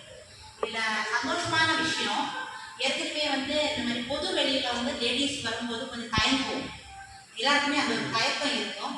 எங்களுக்கும் அந்த தயக்கம் இருந்துச்சு. ஃபேமிலி ஒத்துக்குவாங்களா, பொது சமூகம் அதை எப்படி வந்து எங்களை அக்செப்ட் பண்ணும். ஏன்னா நாங்கள் வந்து படிச்சிருக்கோம், வேலையில் இருக்கிறோம், அது ஒரு மதிப்பான பண்ணிட்டு இருக்கோம் அப்படின்னு இருக்கும்போது பொது வெளியில் இறங்கி வந்து ஒர்க் பண்ணணும்னு நினைக்கும் போது அவங்களுக்குள்ள ஆசை இருந்தாலும் நாங்களாம் சின்ன வயசுல சக்திகளாக இருந்தவங்க. ஆனால் பெரியவங்க ஆகும்போது அந்த ஃபேமிலி சுச்சுவேஷன் சேஞ்ச் ஆகிட்டு அந்த பொது சமூகம் எங்களை எப்படி ஏற்றுக்கொள்ளுங்கிறத ஒரு கஷ்டமாக தான் இருந்துச்சு மனசுக்குள்ளாடி. ஆனால் இப்போ இந்த மாதிரி மீட்டிங்கெல்லாம் வரும்போது தான் பெரியவங்க எல்லாம் அதில் இருக்கும்போது அது எங்களுக்கும் ஒரு ஊக்கத்தை அளிக்குது. ஏன்னா நாங்களும் இறங்கலாம். இப்போ வந்து சமூகம் மாறி இருக்கு, எல்லாருமே எல்லா இதில் இருக்கக்கூடியவங்களே அக்செப்ட் பண்ணக்கூடிய ஏற்றுக்கொள்ளக்கூடிய மனநிலைமை இருக்கிறாங்க அப்படிங்கிறது ஒரு தைரியத்தை கொடுக்கக்கூடிய ஒரு நிகழ்ச்சியாக கூட இருக்கிறது. அதில் இன்னொரு விஷயம், ஒரு யோசனை சொல்லலாம் அப்படின்னு சொன்னதுனால இப்பவும் கூட எங்கள் கல்லூரி அளவில் இருக்கக்கூடியவங்க அந்த கல்வியாளர்கள் மத்தியில் இந்த சேவை மனப்பான்மை உள்ளுக்குள்ள இருக்கும். ஆனால் இறங்கி வேலை பண்ணணும் அப்படின்னு சொல்லும்போது ஒரு தயக்கம் இருக்கத்தான் செய்யுது. ஸோ அவங்களுக்குள்ளேயும் அந்த விழிப்புணர்வு, நாங்கள் தைரியமாக வந்திருக்கோம் அப்படின்னா எங்கள் முன்னாடி நாங்கள் இருக்காங்க, ஸோ பின்னாடி நாங்கள் நிற்கலாங்கிற ஒரு தைரியம் இருக்கிறதுனால தான் நாங்கள் வெளியே வந்திருக்கோம். ஆனால் இப்படி வெளியே வர முடியாமல் நிறைய ஆசிரியர்களும் கல்வியாளர்களும் வீட்டில் இருக்கக்கூடியவங்க படிப்பில் சிறந்தவர்களாக இருக்கட்டும், இல்லை சமூகத்தில் நல்லது பண்ணணும்னு ஆசைப்படக்கூடியவங்க இன்னும் இருக்கிறாங்க. பெண்கள் இன்னுமே நிறைய பேர் இருக்கிறாங்க. அவங்க யார் யாருன்றதை ஐடென்டிஃபை பண்ணி அவங்களையே நம்ம இந்த நிகழ்ச்சியை கொண்டு போய் சேர்க்கலாம். நிறைய காலேஜஸ் நம்ம பக்கத்தில் இருக்க ஸ்கூல்ஸில் இருக்க, நான் பிஎஸ்எம்லேருந்து வந்திருக்கேன், பாரதிய சிக்ஷக் மண்டல் அந்த அமைப்பில் வந்து மாவட்ட பொறுப்பில் இருக்கேன். ஸோ அது மூலமாக நாங்கள் இப்போ கொஞ்சம் டீச்சர்ஸ் எல்லாம் காலேஜ் ப்ரொஃபஸர்ஸ் எல்லாம் ஒருங்கிணைந்திருக்கோம், மேம் அதில் இருக்காங்க. ஸோ அப்படி இருக்கும்போது எங்களுக்கு தெரியுது நிறைய பேருக்கு ஆர்வம் இருக்கு, ஆனால் வெளியே வந்து பண்ணுறதுக்கான வாய்ப்பு கிடைக்கல. அப்போ அந்த முதல்வர்கள் பெரிய கல்வியாளர்கள்ட்ட நம்ம போய் சந்திச்சோம் அப்படின்னா அவங்களுக்கு இதை பற்றி ஒரு விழிப்புணர்வு கொடுத்துட்டோம் அப்படின்னா நாம் பின்னாடி நாங்கள்லாம் வந்த மாதிரி நிறைய பேர் பின்னாடி நிறைய கல்வியாளர்கள் வருவாங்க அப்படிங்கிற நம்பிக்கையோடு நடக்கிறது. அது வந்து தாய்மார்களுக்காக நடக்கிறது. இதில் தாய்மார்கள் நிறைய பேர் இருக்கிறார்கள், எல்லோரும் தங்கிக் கொண்டிருக்கிறீர்கள். நீங்கள் முன்னுக்கு வர வேண்டும். இதுபோல விஷயங்களுக்கு இப்போது சகோதரி பேசுவது போல நீங்கள் இதுக்கு முன்னுக்கு வர வேண்டும். பின்னுக்கு நாங்கள் இருக்கிறோம் என்கிற எல்லோருக்கும் ஒரு உறுதுணையாக நாங்கள் இருக்கிறோம் என்ற ஒரு செய்தி இந்த நேரத்தில் அனைவரும் சார்பாக கடமைப்பட்டிருக்கிறது. ஏனென்றால் மைக்கு முன்னாடி நின்று பேசுவதற்கு எல்லோருக்கும் தயக்கம். ஆனால் முதலாக பேசுகின்ற போது சில தயக்கம். அடுத்து வருங்காலங்களில் அவர்கள் பெரிய பேச்சாளர்களாக மாறுவதை போலத்தான் இந்த ஒரு விஷயத்தில் நாம் இந்த காலகட்டத்தில் நாம் இந்த இந்து சமூகத்தை, நம் பாரத தேசத்தை தட்டி பாதுகாக்க வேண்டும் என்றால் நாம் ஒன்றிணைந்தே ஆக வேண்டிய காலகட்டத்தில் நாம் சென்று கொண்டிருக்கிறோம்.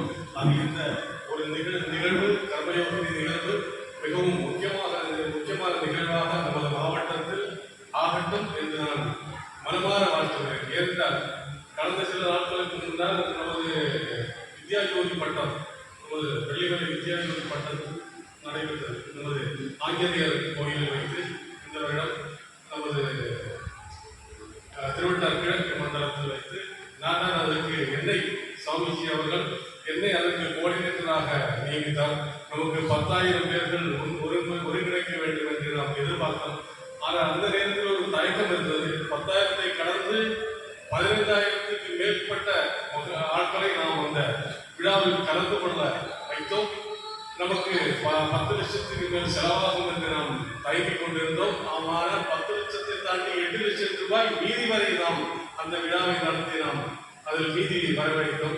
ஆகையால் நாம் ஒரு விஷயத்தை புரிந்து கொள்ள வேண்டும். நாம் தயங்கி இருந்தால் வருங்காலங்களில் நாம் நமது இந்து சமூகம் தயங்கிக் கொண்டே இருக்க வேண்டிய நிலைமைக்கு வரும். ஆகையால் நமது வருங்கால பின்காமிகளை கூட நாம் இந்த தயக்கத்தை மாற்றி பெற்றோர்கள் நாம் நமது இந்து சமுதாயத்தை கண்டு பாதுகாக்க வேண்டும் என்று அவர்களுக்கும் உறுதுணையாக இருக்க வேண்டும் என்று சொல்லி நல்ல ஒரு வாய்ப்பு இருக்கிறது. அந்த அம்மா ஒரு கருத்தை சொன்னாங்க, நிறைய பேருக்கு தயக்கம் இருக்கு அப்படின்னு ஒரு விஷயத்தை குறிப்பிடுவாங்க. அந்த தயக்கம் இருக்கிற சமுதாயத்தில். ஆனால் இன்னைக்கு இப்போ நாம நிறைய பேரை பார்க்கும்போது அந்த இதை மீட்டு நிறைய பேர் வெளியில வராங்க. இப்போ இந்த வரவேற்பு குழுவில் இருக்கக்கூடிய தாய்மார் எல்லாருமே அந்த மாதிரி துணிச்சலாக வெளியில வந்தவங்க. ஆனால் இதில் பாருங்க, இதில் ஒரு தீபா மோகன் அந்த அம்மா ஒரு ஸ்பெஷல் சைல்டு பண்ணாங்க. அந்த ஸ்பெஷல் சைல்டு ஆர்டிசம் பாதிச்ச ஒரு குழந்தை. அந்த அம்மா அந்த குழந்தைய பராமரிக்க மட்டும் இல்லை, 210 குழந்தைகளை பராமரித்து 110 ஸ்டாஃபையும் வச்சு அதை மெயின்டைன் பண்ணிருக்கேன். நம்ம அவரை அனைவரையும் பார்க்க வேண்டிய ஒன்று. அந்த அம்மாவுடைய முயற்சியை பார்த்துட்டு கௌமார மடாலே அந்த அம்மாவுக்கு ஒரு இடத்த விட்டாங்க. அங்கே வந்து ஒரு மாதம் இதுக்காக பணம் கலெக்ட் பண்ணி 25 லட்சம் ரூபாய் செலவு பண்ணி அது மட்டும் அந்த குழந்தைகள் நல்லா பராமரிக்கும். அந்த குழந்தைகளுக்கு இருக்கக்கூடிய பிரச்சனை பெற்றோர்கள்ட்ட அந்த அம்மா சொன்னாங்க, நீங்க அனுபவிக்கக்கூடிய அந்த துக்கத்தை நான் பார்த்துக்கிறேன், நான் எப்படி இதுதான் செஞ்சுட்டு இருக்கேன் இந்த பிள்ளைங்க. அப்படி அந்த பிரசாந்தி கௌமாரம் அப்படின்னு ஒரு அக்காருங்க அப்படி நடந்தாங்க. அதே போல இன்னொரு அம்மாவுடைய பேர் இல்லை, அவருடைய அப்பா 36,000 பெண் குழந்தைகள் படிக்க வச்சு ஒரு கம்பெனி நடத்தினாங்க. வெறும் 500 பேரோட கம்பெனி நடத்திட்டு இருக்கும்போது இதெல்லாம் அனுபவங்கள். எப்படி ஒரு அம்மா அவருடைய தாய் அவருக்கு எப்படி வழிகாட்டினாங்க, அதுக்கப்புறம் மகள் எப்படி என்ன பண்ணிட்டு இருக்காங்க, இதில் இவங்கள்ட்ட ஒவ்வொரு ஆளுக்கும் இதில் இருக்கக்கூடியவங்களுக்கு ஒரு வரலாறு. அப்படிப்பட்டவங்க தான் இதில் சேர்த்துருக்காங்க. அந்த பெண்கள் எல்லாம் இதுக்காக ஒரு முயற்சி எடுத்துருக்காங்க. நாம் வந்து ஏதாவது ஒரு துறையில நம்ம முன்னேறி இருக்கணும் அப்படிங்கிறதுக்கான உதாரணங்கள் கையில். அந்த அவர் 500 பேரோட கம்பெனி ஆரம்பிக்கும் ஒரு நாள் ஒரு பொண்ணு அவருடைய காலில் விழுந்தார். இந்த மாதிரி நான் இங்கே அவர் எல்லாத்தையும் 8ஆம் கிளாஸில் 12 SLC முடிச்சவங்க தான் எடுத்துருக்கேன். இந்த மாதிரி எனக்கு படிக்கணும்னு விருப்பம் இருக்கு, படிக்க வைப்பீங்களான்னு கேட்டேன். அவருக்கு திடீர்னு வந்து போவோம், அவருக்கு என்ன கம்பெனி நடந்துட்டு இங்கே வந்து படிக்க கேட்கிறாரு அப்படின்னு சொல்லிட்டு போவோம். அவர் சொன்னா, நீ படிக்க வந்தியா இல்லை வேலைக்கு வந்தியா அப்படின்னு. நான் வேலைக்கு தான் வந்தேன், வேலைக்கு வந்தா போய் வேலை செய்ய, படிக்க வந்தா வெளியில போயிடுவேன். அது சொல்லிட்டு அவருக்கு 20 நேரத்தில் ஒரு ரீதிங்க அவர் வந்து ஏன் அந்த மாதிரி அந்த குழந்தை கேட்டார். அடுத்த நாள் அவருடைய பையனை எல்லாம் கூப்பிட்டு பேச, அதுக்கப்புறம் அவர் வந்து இதை பற்றி சின்ன மனமாக அவருக்கு தோணுச்சு. இன்னைக்கு வெளிநாட்டில் தொழில் அடிப்படையில் கல்வி நடக்குது, அடுத்த படிப்பு இருக்கு, அதுக்கப்புறம் ஏதாவது ப்ராக்டிக்கல் அந்த மாதிரி தொழில் கற்றுக் கொடுக்குறாங்க. ஏன் நம்ம தொழில் செய்கிறவங்களுக்கு படிக்க வைக்கக்கூடாது அப்படின்னு மாற்றி யோசிக்கிறேன். அதனால அவர் என்ன பண்ணாங்க, சாயந்தரம் மேலே யாருன்னா படிக்க வச்சாங்க. இப்படிப்பட்ட 5 பேரை செலக்ட் பண்ணாங்க. அந்த பெண் குழந்தைய அந்த முதல் எக்ஸாமினேஷன் எழுதுறாங்க, படிக்கிறதுக்கு ஃப்ரீ எஜுகேஷன் கொடுக்குது. அடுத்து 10 பேர் எடுக்கும்போது 3 பேர் எக்ஸாம் ஃபீவர் உள்ள காரணத்தில் 3 பேர் எழுதுறாங்க. முதல்ல எல்லாருக்கும் ஃப்ரீயாக பண்ணுறாங்க. அதுக்கப்புறம் முதல் பணம் மட்டும் எக்ஸாமினேஷன் ஃபீஸ் அவங்களுக்கு கட்டணும், எக்ஸாமினேஷன் எழுதுனா பணம் இவர் கொடுப்பார். அப்படி வச்சார். அப்படி அவர் வந்து 36,000 குழந்தைகளுக்கு படிக்க வச்சு. அதில் என்ன அப்படின்னு சொன்னார், அவர் நடத்தின ஹாஸ்டலோட சேர்த்து கம்ப்யூட்டர் கிளாஸ், ஹாஸ்டலோட சேர்த்து ரீடிங், ஹாஸ்டலோட சேர்த்து அவருக்கு படிக்கிறதுக்கான கம்ப்யூட்டர் கிளாஸஸ் எல்லாம் ஒரு இதுக்கு அமைச்சர். அவராக இன்ஜினியரிங் வளர்ந்தாங்க, அவரை ஆர்ட்ஸ் காலேஜ் நடத்துனாங்க. சாயந்தரம் ஆனவொன்னா இந்த கம்பெனி விட்டு போகக்கூடிய எந்த குழந்தைகள் படிக்கிற வேணுமோ எல்லாமே ஃப்ரீயாக லாஸ்ட் இங்கே வருவாங்க, கற்றுக் கொடுப்பாங்க. அவங்க வந்து அங்கே என்ரோல் பண்ணியிருக்காங்க. அப்படி MBA முடிச்சுன்னா 2-3 பேரை போய் இன்டர்வியூ பண்ணிருக்காங்க. அதில் ஒரு பொண்ணு சொன்னாங்க, இந்த மாதிரி அப்பா வந்து ரொம்ப ஏழ்மையில் இருந்தாங்க, படிக்கிறதுக்கு எந்த வசதியும் இல்லை, அங்கே அம்மாவை நான் தான் பார்க்க வேண்டிய அந்த மாதிரி பார்த்து இப்போ நான் MBA முடிச்சு வீடு எடுத்துருக்கேன். படித்து வீடு இன்னொரு பொண்ணை பார்த்தா கும்பகோணம், அப்பா ரொம்ப தண்ணி அடிச்சு வீடு குடும்பம் இதாகிடுச்சு, நான் ஒரு ஆள் தான் இந்த மாதிரி குடும்பத்தை பார்த்துருக்கேன், இன்னைக்கு நான் படித்ததெல்லாம் வீட்டுக்கு முடிச்சிருக்கேன் அப்படின்னு சொன்னேன். இந்த மாதிரி உள்ளவங்களுக்கு இன்னொரு இடத்துல போனால் அவங்களுக்கு இன்ஃபோசிஸ், விப்ரோ இந்த மாதிரி உள்ள கம்பெனிகளோட 3 வருஷம் வரைக்கும் நான் இவங்களை சேர்த்து வர்றோம். அந்த மாதிரி ஒரு ப்ராசஸ் இல்லை. இப்படிப்பட்ட ஒரு ஆள் 36,000 குழந்தைகளை படிக்க வச்ச ஒரு ஆளோட நான் ஒரு ஆள் தான் பார்த்து, அவருடைய மகளும் இருக்காங்க இந்த கம்பெனி. இப்படிப்பட்ட அவங்களும் இதே ஒரு கம்பெனி இத்தனை பேர் படிக்க வைக்கிறாங்க, அத்தனை பேரும் படிக்க வைக்கிறாங்க. இந்த மாதிரி இதில் இருக்கக்கூடிய பலரும் அந்த மாதிரி சாதனை செய்த பெண்கள் தான் சேர்ந்து சும்மா சும்மா நடனத்திலையோ அப்படி ஒன்றும் கிடையாது. அதனால இவங்களையும் நம்ம பார்க்கும்போது இவங்க எல்லாம் வெளியில வந்து இந்த மாதிரி ஒரு வரலாறு இருக்கு. அதனால அந்த வரலாறு முக்கியத்துவத்தோட நம்ம இதை பார்க்கணும். அதனால இந்த கர்மயோகினி சம்மேளனம் அப்படி சங்கமம் அப்படின்னு நம்ம சொல்லிக்கிறோம். இது இந்த மாதிரி உள்ளவங்கள் ஒருங்கிணைக்கக்கூடிய, நாமும் அவங்கள பழகலாம், பேசலாம், நம்முடைய கருத்துக்கள் சொல்லலாம். அங்கே அதுக்கான ஏற்பாடுகள் இருக்கும். அவர் ஐயா சொன்ன மாதிரி இது துணிச்சுனா நாமும் வர வேண்டிய ஒரு சந்தர்ப்பம். நிச்சயமா நாமளும் மற்றவங்களுக்கு உதாரணமாக இருக்கணும். நிகழ்ச்சியுடைய நிறைவாக இந்த கர்மயோக சங்கமத்திலே கலந்து கொண்டு சிறப்பித்தவர்களை நன்றி கூறுவதாக இந்த மாவட்டத்தினுடைய செயலாளர் பேராசிரியர் சஞ்சு அவர்களை நன்றியுரை சொல்ல அன்புடன் அழைக்கிறேன். நன்றியுரை சொன்னவங்கன்னா எல்லாரும் கீழே தேடி ஏற்பாடு அவசியமாக எல்லாரும் டீ சாப்பிட்டு தான் அழைப்புக்கு ஏற்று அத்தனை பேரும் இந்த நிகழ்ச்சியில் கலந்து சிறப்பித்தமைக்கு மகிழ்ச்சியை சொல்லும் விதமாக நான் இந்த வகையில் உங்களோடு கலந்து இந்த நிகழ்ச்சிக்கு தலைமை பொறுப்பை ஏற்று தான் ஒரு கல்லூரியினுடைய முதல்வர் என்கின்ற ஒரு பொருட்டு இருந்த போதெல்லாம் அந்த நிகழ்ச்சியில் தான் இணைத்துக் கொண்டு நான் எப்போது ஓய்வு வருகிறனோ அப்போது உங்களோடு இணைந்து பணியாற்றுகிறேன் என்ற ஒரு வாக்குறுதியை தந்திருந்தாலும் கூட எல்லா நிகழ்வுகளிலும் நம்மளோடு இணைந்து பணியாற்றி கொண்டிருக்கிறார்கள். அவர்கள் பல கருத்துக்களை நம்முடைய கர்மயோகினி சங்கம் சார்பாக, நம்முடைய சங்கமம் சார்பாக நம்முடைய பகிர்ந்திருக்கிறார்கள். மட்டுமல்ல, அவர்கள் சொன்னதில் ஒன்றை சொல்லுகிறேன். எப்போதுமே நம்ம வந்து கமிட்டடாக இருக்கணும். எது யார் சொன்னாலுமே எது நம்ம பொறுப்பை ஏற்று நம்ம செய்யக்கூடிய ஒரு பாக்கு நமக்கு இருக்கணும். there is always a way if you are committed அப்படிங்கிற ஒரு கருத்தை நம்முடைய அவையிலே பதிவு செய்திருக்கிறார்கள். அத்தகைய மேன்மையை நம்முடைய விழுத்துறை ஸ்ரீதேவிகுமரி மகளிர் கல்லூரியினுடைய முதல்வர் பெருந்தகை நம்முடைய இடங்களிலெல்லாம் ஒரு சேர்க்கைக்கு அவர்களிடம் வழங்குகின்ற போது அத்தனை பேருக்கும் சப்போர்ட் செய்கின்ற ஒரு பெருந்தகை அவர்களை இந்த நிகழ்ச்சியில் கலந்தமைக்காக உங்கள் அத்தனை பேர் சார்பாக சேவா பாரதியுடைய தென் தமிழ்நாடு சேவா பாரதியுடைய சார்பாக மகிழ்ச்சியை தெரிவித்துக் கொள்கிறேன். மட்டுமல்ல, இந்த நிகழ்ச்சியில் நம்மளுடைய அகில பாரதத்தினுடைய பொறுப்பாளர் ஒன்றை அவர்கள் பதிவு செய்தார்கள். இந்த வகையிலே நாம் வாழ்கின்ற காலங்கள் மிக குறைவாக இருக்கலாம். அந்த 100 ஆண்டுகள் என்று நாம் பெருமையோடு சொல்லிக் கொள்கிறோம். அந்த 100 ஆண்டு காலங்களில் நாம் என்னென்ன பணிகள் செய்கின்றமோ அதை பொறுத்து தான் நம்முடைய வாழ்வினுடைய மேம்பாடு இருக்கும். அவர்களை மீண்டும் மீண்டும் நாம் சொல்லிக்கொண்டே இருக்க முடியும் என்கின்ற காரண காரியத்திற்கு 300 ஆண்டுகளுக்கு முன் வாழ்ந்த அகல்யாபாய் ஒருத்தர் இருக்கின்ற ஒரு அம்மையாருடைய அந்த பெருமையான தொண்டை மனதில் கொண்டு நாமும் அதை போன்று தொண்டுள்ளத்தோடு இந்த சமூகத்தில் வாழ்ந்திட வேண்டும். அப்படி தொண்டுகள் செய்கின்ற போது மனிதர்களுக்கு மட்டுமல்ல, மாணவர்களுக்கு மட்டுமல்ல, பிறப்புக்கும் எல்லா உயிருக்கும் தொண்டினை செய்து நாம் பெருமை பெறுவோம் என்கின்ற ஒரு பெரும் கருத்தை நம்மளுடைய சபைக்கு சொன்னதோடு மட்டுமல்ல, இந்த கர்மயோகினி சங்கமத்துக்கு சக்தி உறுதிய மகளிர், அவர்களுக்கு சக்தி கொடுக்கின்ற ஆண்கள் என அத்தனை பேரும் கலந்து சிறப்பிக்க வேண்டும் என்கிற ஒரு அறைகூவலை இந்த அவையிலே சொல்லியிருக்கிறார்கள். மிக நளினமாக நல்ல வார்த்தைகளை நம்முடைய சபையில் தந்தமைக்காக நம்முடைய அகில பாரத பொறுப்பாளர் திரு பத்மபாரதி அவர்களை இந்த தருணத்தில் அத்தனை சார்பாக மட்டுமல்ல, இந்த நிகழ்வில் நம்முடைய இறை வாழ்க்கையை நம்முடைய நிகழ்ச்சிகள் எல்லாம் தொடங்கி கொண்டிருக்கிறோம். அந்த வகையில் இந்த நிகழ்வில் இறை வாழ்த்தினை தந்த நம்முடைய இயற்கையிலே ஒரு மகரம் ஆலயம் எழுப்பி நிற்கிறது. அதனுடைய ஆரம்ப காலத்தில் அதற்கு கரசேவை பணிக்காக எங்களுடைய குமரி மாவட்டத்திலிருந்து ஒரு செங்கல்லை கொண்டு அயோத்திக்கு சென்ற தேவி டீச்சர் இந்த அவையிலே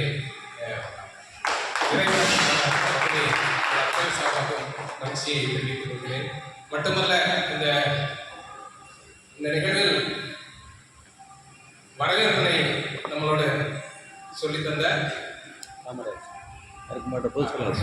மேற்கு மாவட்டத்தினுடைய பொதுச் செயலாளர் தன்னுடைய பணிகளுக்கு, பெரும்பாலான பணிகளுக்கு மேலும் நம்முடைய சமூகம் சார்ந்து பயணித்துக் கொண்டிருக்கின்ற பெருந்தகை சிங்கபாரதியினுடைய மேற்கு மாவட்ட பொதுச் செயலாளர் திருமதி காமராஜி அவர்கள் இந்த அழைப்புகள் கூட ஒவ்வொரு இல்லங்கள் தூரம் சென்று அவர்களை அழைக்கின்ற நிகழ்ச்சிக்கு திரளான மக்களை அடைந்தது பெருமை அவருக்கு அத்தகைய சிறப்புடைய காமராஜி அவர்களுக்கு மகிழ்ச்சி தெரிவித்துக் கொண்டிருந்தோம்.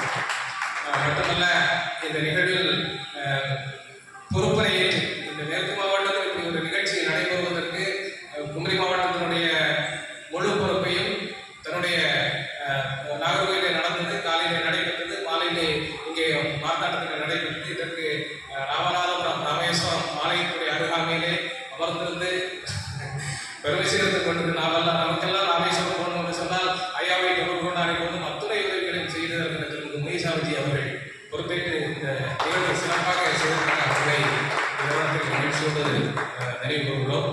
மட்டுமல்ல இந்த நிகழ்ச்சியில் அழைப்பை ஏற்று கலந்திருக்கின்ற நிச்சயமாக என்னுடைய பெயரை சொல்ல ஆசைப்படுகின்றேன். ஒரு சில மனிதர்கள் மட்டும்தான் தேவைப்படும். என்று சொன்னால் குறுகிய எண்ணிக்கையில் அழைப்பினை பெற்று அவர்கள் அத்தனை பேரும் இந்த நிகழ்ச்சியில் கலந்திருக்கிறார்கள். ஆக அந்த அவர்களுடைய பெயரை அன்போடு இந்த அவையில் சொல்ல வேண்டும் என்று ஆசைப்படுகிறேன். இந்த நிகழ்ச்சியில் கலந்திருக்கிற நம்முடைய உதவி ஆணையர் பணியாளர் திரு பாஸ்கரன் ஐயா அவர்கள் மட்டுமல்ல அவர்களை வணங்குகிறோம்.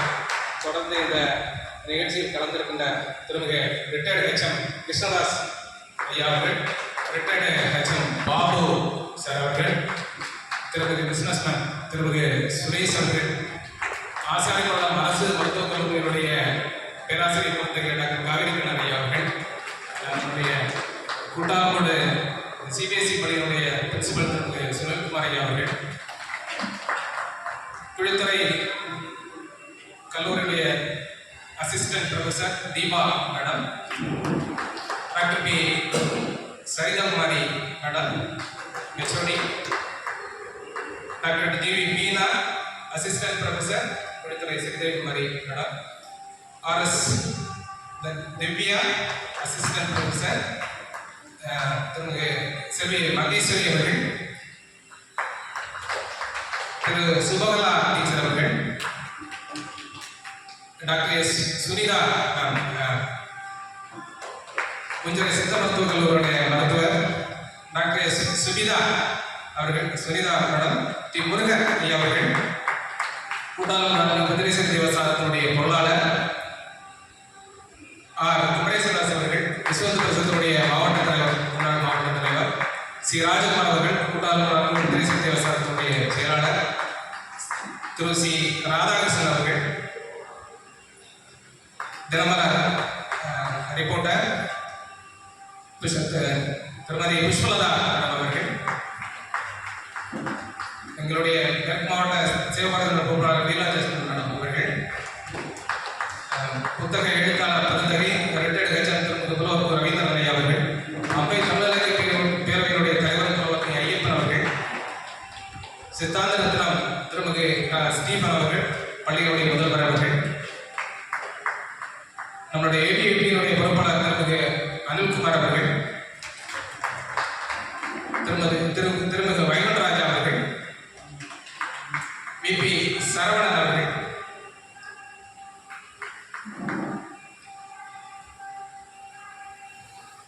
திருமதி எஸ் ஹேமமாலினி அவர்கள், திருமதி எம் ராஜேஸ்வரி ரிட்டையர்டு ஹெச்எம் நம்முடைய குரு சேவா விருது வாங்கிய பந்தகை டி ஆர் சிவாயி பிரசாத் தாஸ் அவர்கள், பி சாந்தி திருமதி வி சாந்தி அவர்கள், நம்முடைய கூட்டாளோடு மதுரேஸ்வரி கல்வியியல் கல்லூரியுடைய பிரின்சிபல் டாக்டர் எஸ் பிரியா அவர்கள், கிராம சேவியர் திருமதி பி ஜெயா அவர்கள், பி மேரி அவர்கள், கிராம சேவியர் திருமதி பி மேரி அவர்கள், பி ஜி சாந்தி அவர்கள், நம்மளுடைய மார்த்தாண்டத்தினுடைய சமூக சேவகர் பிறந்தகை படிச்சுமைகளுக்கு மடியில் நம்மளுடைய அழைப்பை வழங்கி கொடுத்திருக்கிறது பி கே சிந்துகுமார் ஐயா அவர்கள், பையன் குமாரசாமி கல்லூரியினுடைய படித்துறை பேராசிரியர் திரு சி பாபு அவர்கள், சி வி முருகேசன் ஐயா அவர்கள், என் ஜெயபாலன் அவர்கள், திரு ஜெயபாலன் அவர்கள், விக்ரமன் சார் அவர்கள், மட்டுமல்ல எங்களுடைய கூட்டாளனுடைய மெட்ரிகுலேஷன் மேல்நிலை பள்ளியினுடைய பிரின்சிபல் திரு என் நாராயணன், என்னுடைய கல்லூரி தோழர் நாராயணன் அவர்கள், மட்டுமல்ல இந்த நிகழ்ச்சியில் இங்கே பொறுப்புகளோடு இணைந்து மேற்கு மாவட்டத்தினுடைய நிகழ்வு சிறப்பாக அமைய வேண்டும் என்று தன்னை பின்னலை திரைமறையில் உழைத்துக் கொண்டிருக்கிற திருமிகு முருகன்ஜி அவர்கள், மட்டுமல்ல எங்களுடைய பொருளாளர் ராஜேந்திரன்ஜி அவர்கள் அங்கே கலந்து கொண்டிருக்கிறார், எங்களுடைய அமைப்பாளர் ஜீவன்ஜி அவர்கள், கிழக்கு மாவட்டத்துடைய அமைப்பாளர் திரு சக்தி அவர்கள் அத்தனை பேரையும் இந்த சபையிலே சிறந்தாட்டி வணங்கி மகிழ்ந்து இந்த நிகழ்வை நிறைவு செய்கிறோம்.